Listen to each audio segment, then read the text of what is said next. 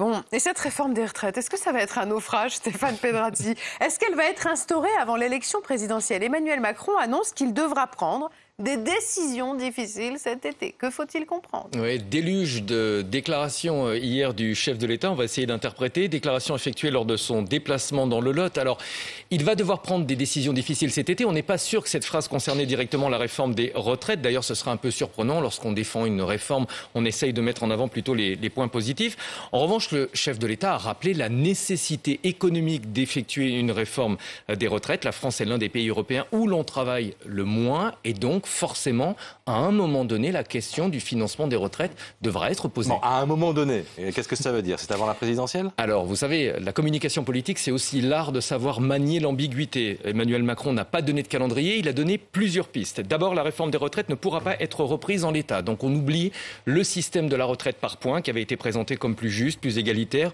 On reviendrait à quelque chose de plus traditionnel, réforme paramétrique, où on joue sur certains paramètres. Ensuite, le président a expliqué que pour prendre une décision, il examinerait plusieurs points. D'abord la vigueur de la reprise et ensuite l'état des finances publiques. Sur ce point, la Cour des comptes va bientôt présenter son rapport sur la dette. Ça pourrait être le point de départ d'un retour de la réforme.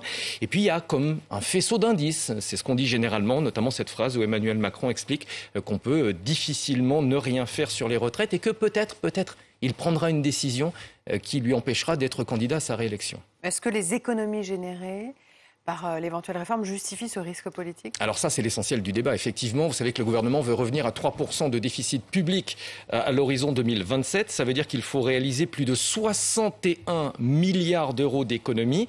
Est-ce que l'allongement de la durée de cotisation, qui est quand même l'option la plus probable, permettra d'économiser autant d'argent? La réponse est non.